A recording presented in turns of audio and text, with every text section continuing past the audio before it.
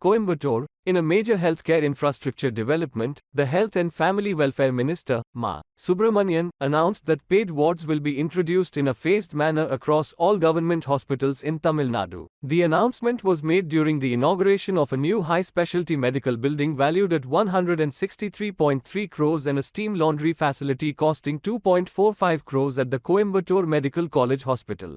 Chief Minister M.K. Stalin conducted the inauguration through a video conference from Pollachi. During the event at the Coimbatore Government Hospital Complex, Minister Ma. Subramanian highlighted. மாண்புமிகு தமிழ்நாட்டின் முதலமைச்சர் அவர்களால் கோவை, ஈரோடு, திருப்பூர், நீலகிரி ஆகிய 4 மாவட்டங்களிலும் பல்வேறு துறைகளின் சார்பில் கட்டி முடிக்கப்பட்ட கட்டிடங்களை பயன்பாட்டிற்கு கொண்டு வந்தும் கட்டப்பட வேண்டிய கட்டிடங்களுக்கு அடிக்கல் நாட்டியும் என்கின்ற வகையில் 1273 கோடியே 51 லட்சம் ரூபாய் மதிப்பீட்டிலான திட்டப்பணிகள் தொடங்கப்பட்டிருக்கிறது.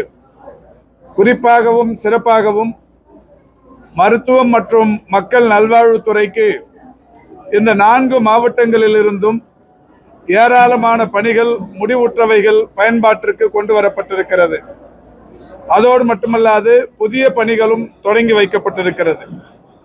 கோவையை பொறுத்தவரை ஏற்கனவே இந்த அரசு மருத்துவக் கல்லூரி மருத்துவமனையில் ரூபாய் 12 கோடி செலவிலான பெட் சிடி ஸ்கேன் ஒன்று மக்களின் பயன்பாட்டிற்காக கடந்த 2 மாதங்களுக்கு முன்னால் திறந்து வைக்கப்பட்டது.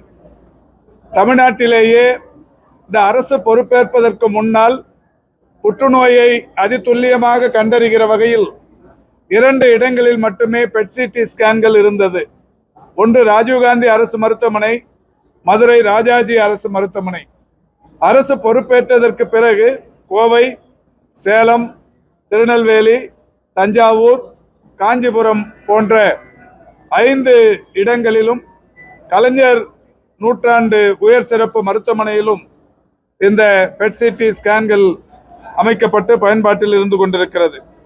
அதேபோல் இந்த கோவை மருத்துவமனையை பொறுத்தவரை வெஸ்டர்ன் பெல்ட் என்று சொல்லக்கூடிய வகையிலான கோவையிலும் சேலத்திலும் இந்த பெட் சிடி ஸ்கேன்கள் திறந்து வைக்கப்பட்டதோடு மட்டுமல்லாது இங்கே உயர்தர வருவாய் குடியிருப்புதாரர்களையும் ஈர்க்கிற வகையில் பே வார்ட்ஸ் என்று சொல்லக்கூடிய கட்டண படுக்கை தொகுதிகளும் திறந்து வைக்கப்பட்டிருக்கிறது. அந்த வகையில் இந்த மருத்துவமனையில் 26 கட்டண படுக்கை அறைகள் பயன்பாட்டில் இருந்து கொண்டிருக்கிறது.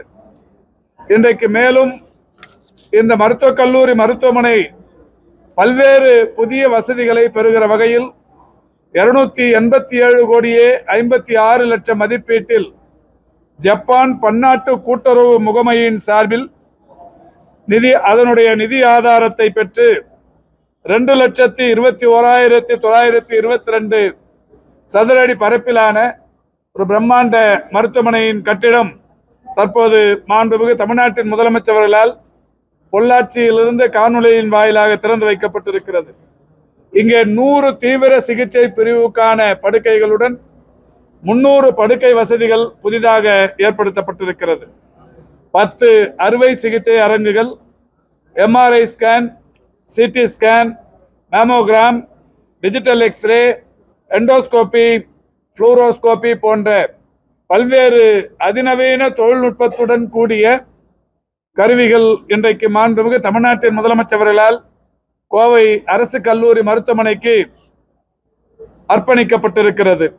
அந்த வகையில் இந்த கல்லூரி மருத்துவமனையை பொறுத்தவரை மிகப்பெரிய அளவிலான விரிவாக்கம் என்கின்ற வகையிலும் சரி, மேம்படுத்தப்படுதல் என்கின்ற வகையிலும் சரி, உயர் சிகிச்சை பிரிவுகள் என்கின்ற வகையிலேயும் சரி இது இப்பொழுது பயன்பாட்டிற்கு வந்திருக்கிறது.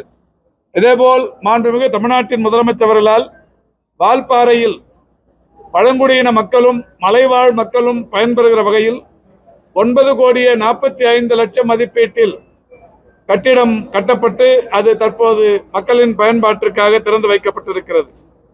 அதேபோல் திருப்பூர் மாவட்டத்தை பொறுத்தவரை உடுமலைப்பேட்டையில் 9 கோடி ரூபாய் செலவில் கட்டப்பட்ட கட்டிடம் திறந்து வைக்கப்பட்டிருக்கிறது.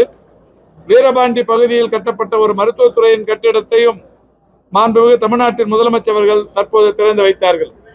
ஈரோடு மாவட்டத்தை பொறுத்தவரை அங்கே மாவட்ட தலைமை மருத்துவமனையை ஒரு உயர் சிறப்பு மருத்துவமனையாக தரம் உயர்த்தும் நோக்கில் 67 கோடியே 3 லட்சம் ரூபாய் மதிப்பீட்டில் ஒரு பிரம்மாண்டமான மருத்துவமனை தற்போது திறந்து வைக்கப்பட்டிருக்கிறது. இது மட்டுமல்லாது ஈரோடை பொறுத்தவரை கோபிச்செட்டிப்பாளையம், பவானி, சத்தியமங்கலம், பெரிய சேமூர், கருங்கல்பாளையம், அம்மாப்பேட்டை, கம்புளியம்பட்டி ஆகிய இடங்களிலும் புதிதாக கட்டப்பட்ட கட்டிடங்களை மாண்புமிகு தமிழ்நாட்டின் முதலமைச்சர் அவர்கள் திறந்து வைத்தார்கள். ஆக இன்றைய நாள் நிகழ்வின் மூலம் 385 கோடியே 51 லட்சம் ரூபாய் செலவில் கட்டப்பட்ட கட்டிடங்களை மாண்புமிகு தமிழ்நாட்டின் முதலமைச்சர் அவர்கள் திறந்து வைத்தார்கள். அதோடு மட்டுமல்லாது கோவை அரசு மருத்துவக் கல்லூரி மருத்துவமனையில் 2 கோடியே 45 லட்சம் மதிப்பீட்டில் ஒரு புதிய சலவையகம் ஒன்று கட்டுகிற பணிக்கும் அடிக்கல் நாட்டப்பட்டிருக்கிறது. இந்த மருத்துவமனையில் தினந்தோறும் பல்லாயிரக்கணக்கான புறநோயாளிகளும் உள்நோயாளிகளும் மருத்துவ சிகிச்சை பெற்று வருகிற சூழலில் அவர்களுக்கான படுக்கை விரிப்புகள்,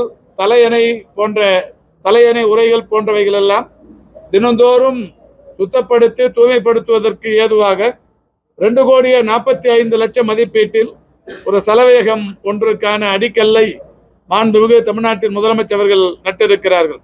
இதோடு மட்டுமல்லாது ஈரோடு மாவட்டத்தில் அந்தியூர், நீலகிரி மாவட்டத்தில் பந்தலூர் ஆகிய 2 இடங்களிலும் தலா 5 கோடி மதிப்பீட்டில் புதிய கட்டிடங்கள் கட்டும் பணிக்கு அடிக்கல் நாட்டப்பட்டிருக்கிறது. ஆக 12 கோடியே 20 லட்சம் மதிப்பிலான புதிய பணிகளுக்கு அடிக்கல் நாட்டப்பட்டிருக்கிறது. கட்டி முடிக்கப்பட்ட 385 கோடியே 51 லட்சம் மதிப்பிலான பணிகள் திறந்து வைக்கப்பட்டு மக்களின் பயன்பாட்டிற்காக அர்ப்பணிக்கப்பட்டிருக்கிறது. 12 கோடியே 20 லட்சம் பணிகளுக்கு அடிக்கல் நாட்டப்பட்டிருக்கிறது. ஆக கோவை, ஈரோடு, திருப்பூர், நீலகிரி ஆகிய இந்த 4 மாவட்டங்களில் இன்றைக்கு நடைபெற்ற ஒரு நாள் நிகழ்வில் மட்டுமே 397 கோடியே 71 லட்சம் ரூபாய் மதிப்பிலான பணிகள் இன்றைக்கு தொடங்கி வைக்கப்பட்டிருக்கிறது. இதோடு மட்டுமல்லாது நாம் எல்லாம் இன்னமும் மகிழ்ச்சி அடைகிற வகையில் மாண்புமிகு தமிழ்நாட்டின் முதலமைச்சர் அவர்கள் இன்றைக்கு இவற்றை திறந்து வைத்துவிட்டு இறுதியாக பேசும் போதும் கூட பல்வேறு அறிவிப்புகளை அறிவித்தார்கள். அந்த அறிவிப்புகளில் மக்கள் நல்வாழ்வுத்துறைக்கென்றும் பெரிய அளவிலான அறிவிப்புகள் வெளியிடப்பட்டது. இந்த மருத்துவக் கல்லூரி மருத்துவமனையை பொறுத்தவரை இங்கே ஒரு மிக நீண்ட கால பிரச்சனையாக இருந்தது. மழை காலங்களில் இங்கே இந்த மருத்துவமனை வளாகத்தில் மழை நீர் தேக்கம் என்பது தவிர்க்க முடியாத ஒன்றாக இருந்தது. மாண்புமிகு தமிழ்நாட்டின் முதலமைச்சருடைய கவனத்திற்கு இது கொண்டு செல்லப்பட்ட காரணத்தினால் இன்றைக்கு ஒரு 10 கோடி ரூபாய் செலவில் இந்த வளாகத்தில் மழைநீர் வடிகால்வாய் ஒன்று அமைக்கப்படும் என்கின்ற அறிவிப்பினை மாண்புமிகு தமிழ்நாட்டின் முதலமைச்சர் அவர்கள் அறிவித்தார்கள். அதோடு மட்டுமல்லாது திருவள்ளூர் மாவட்டம் பல்லடம் பகுதியில் சாலை விபத்துகள் அதிகமாக திருப்பூர் மாவட்டம் பல்லடம் பகுதியில் ஒரு 4 கோடி ரூபாய் செலவில் ஒரு தாய் வார்டு, விபத்து சிகிச்சைக்கான ஒரு சிறப்பு வார்டு ஒன்று கட்டுவதற்கு 4 கோடி ரூபாயை அதற்கான அறிவிப்பை மாண்புமிகு தமிழ்நாட்டின் முதலமைச்சர் அவர்கள் இன்றைக்கு அறிவித்திருக்கிறார்கள். அது மட்டுமல்லாது உதகை மாவட்டத்தை பொறுத்தவரை 5 இடங்களில் புதிதாக தலா 50 லட்சம் மதிப்பீடுகளில் புதிய துணை சுகாதார நிலையங்கள் கட்டுவதற்கு இன்றைக்கு புதிய அறிவிப்பு ஒன்றையும் வெளியிட்டிருக்கிறார்கள். அந்த வகையில் ஏற்கனவே கட்டி முடிக்கப்பட்டவைகள் திறந்து வைக்கப்பட்டிருக்கிறது. கட்ட வேண்டிய பணிகளுக்கு அடிக்கல் நாட்டப்பட்டும் இருக்கிறது. இனிமேல் செய்யப்படவிருக்கிற பணிகளும் அறிவிக்கப்பட்டிருக்கிறது. அந்த வகையில் இன்றைக்கு இந்த வெஸ்டர்ன் பெல்ட் என்று சொல்லக்கூடிய கோவை, ஈரோடு, நீலகிரி, திருப்பூர் போன்ற 4 மாவட்டங்களுக்கும் இந்த மாவட்டத்து மக்கள் மகிழ்ச்சி அடைகிற வகையிலான மருத்துவத்துறை அறிவிப்புகள் பெரிய அளவில் இன்றைக்கு வெளியிடப்பட்டிருக்கிறது. அதாவது 26 அறைகளும் ஒன்று சிங்கிள் ரூம் ஒன்று 1000 ரூபாய். எல்லா அறைகளிலும் தனித்தனி அந்த கழிவறை, குளியலறை, அவங்களுக்கான பெட்டு, அப்புறம் சோஃபா செட்டு, இந்த மாதிரி எல்லா வசதிகளும் இதில் 1000 ஒன்று, 3000 ஒன்று, 3500 ஒன்று, சூப்பர் டீலக்ஸ், ஒரு ஆர்டினரிங்கிற மாதிரி ஒரு 3 வகை ரூமுங்க.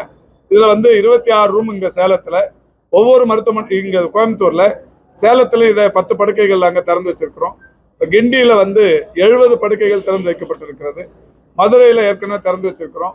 இந்த மாதிரி பிரதான மாவட்டங்கள்ல எல்லா மருத்துவமனைகள்லையும் இந்த கட்டண படுக்கை அறைகள் இப்போது படிப்படியாக திறந்து வைத்துக் கொண்டிருக்கிறோம். மக்களிடையே பெரிய அளவிலான வரவேற்பும் அதுக்கு இருக்கு. பொதுவாகவே வழக்கமா சொல்லின்னு வர ஒரு புகாருங்க, இந்த ஆட்சி அமைந்ததற்கு பிறகு எல்லா மருத்துவமனைகளிலும் பயோமெட்ரிக் வைக்கப்பட்டிருக்கிறது. சரியான நேரத்துக்கு வரலன்னா அவங்க ஆப்சென்ட் ஆயிடுவாங்க. எல்லா இடத்துலயும் இருக்கு. நீங்க எந்த பத்திரிகையாளர்கள் எந்த மருத்துவமனைக்கு போனாலும் அதை நீங்க பரிசோதிக்கலாம், நீங்க ஆய்வு பண்ணலாம். எல்லா இடத்துலயும் பயோமெட்ரிக் வச்சிருக்கு. இன்னொன்னு, ஆரம்ப சுகாதார நிலையங்களை பொறுத்தவரை காலி பணியிடங்கள் இருந்தது உண்மை. ஒரு 1021 காலி பணியிடங்கள் அண்மையில் தான் கடந்த மாதம் நிரப்பியிருக்கிறோம். 1021 காலி பணியிடங்களை நிரப்பினதுல கூட ஒரு பெரிய அளவிலான ஒரு நேர்மைத்தன்மை, வெளிப்படைத்தன்மையோடு இது நிரப்பப்பட்டது. தமிழ்நாட்டில் மொத்தம் 45 ஹெல்த் டிஸ்ட்ரிக்ட்ஸ் இருக்கு. அதுல அதிகபட்ச காலி இடங்கள் என்று ஒரு 20 மாவட்டங்களை தேர்வு செய்து அந்த 20 மாவட்டங்களுக்கு இந்த 1021 பேரை நியமிச்சோம்.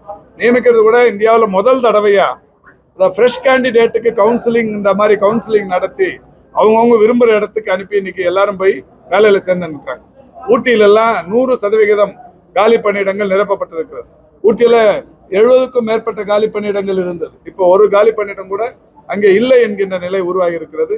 அதனால இப்போ அந்த நிலைமை முற்றிலுமாக மாறி இருக்கிறது. அந்த மாதிரி எங்கேயாவது தனிப்பட்ட வகையிலான புகார் இருந்தால் நீங்கள் என்னிடத்தில் தெரிவித்தால் அது நிவர்த்தி செய்யப்படும். பொதுவாக காலி பணியிடங்கள் முழுமையா நிரப்புவதற்குரிய எல்லா நடவடிக்கைகளும் எடுத்து வருகிறோம். இன்னமும் ஒரு அதிகபட்சமா ஒரு மாச காலத்துக்குள்ள இந்த எம்ஆர்பியில் எல்லா வழக்குகள் கொஞ்சம் கால தாமதமானதுக்கு வழக்குகள் நிறைய காரணம். இந்த 1021 டாக்டர் எடுக்கிறதுக்கு 40 கேஸை தாண்டி வர வேண்டியதா போச்சு. இப்போ இந்த 1021 முடிஞ்சிருக்கு. இன்னொரு 1250க்கு இன்னும் ஒரு வாரத்தில் நோட்டிஃபிகேஷன் கொடுக்க போறோம். இப்போ ஏற்கனவே எம்ஆர்பியில் தேர்வு முடிஞ்சு வழக்குகள் காரணமாக நிலுவையில் இருக்கிறது பார்மசிஸ்ட், மருந்தாளுநர்கள் ஒரு 986 பணியிடங்கள் நிரப்பப்பட வேண்டியிருக்கிறது. எல்லா வேலையும் முடிச்சு கோர்ட்டு உத்தரவுக்காக காத்திருக்கிறோம். அது கூட என்ன கேஸுங்கிறதையும் சொல்றேன்.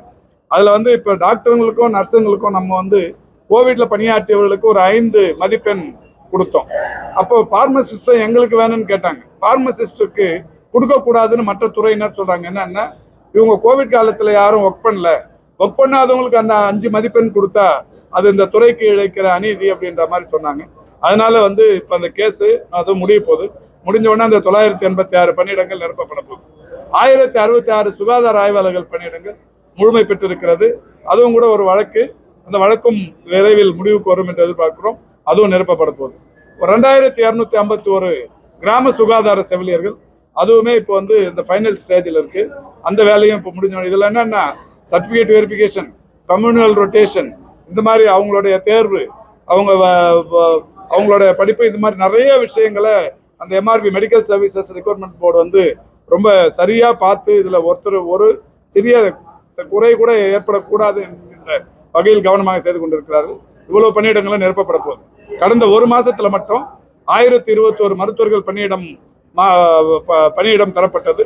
977 அந்த கோவிட் காலத்து எம்ஆர்பி நர்சஸ் அவங்களுக்கு பணி தரப்பட்டிருக்கிறது. ஒரு 331 மருந்து ஆய்வக நுட்புணர்கள் அவங்களுக்கு தரப்பட்டிருக்கிறது. இது எல்லாமே ஒரு மாசத்துல முடிஞ்சிருக்கு. இன்னும் இந்த நான் சொன்ன நம்ம ஒரு 3-4 இனங்கள் இன்னொரு மாத காலத்திற்குள் முடிவடையும் நிலையில் இருக்கு. அதாவது ஆதாரம் இல்லாத செய்திகளை நம்ம சொல்லக்கூடாது. இல்ல, அதாவது ஆரம்ப சுகாதார நிலையங்களுக்கு என்று மருத்துவர்னா 2 மருத்துவர்கள் தாங்க. அதுல ராத்திரில இருக்க மாட்டாங்க. முதல்ல அதை நாம தெளிவுபடுத்திக்கணும். துணை சுகாதார நிலையங்களுக்கு மருத்துவர்கள் இருக்க மாட்டாங்க. ஆரம்ப சுகாதார நிலையங்களுக்கு 2 தான் மருத்துவர்கள். மேம்படுத்தப்பட்ட ஆரம்ப சுகாதார நிலையமா இருந்தா 5 மருத்துவர்கள்.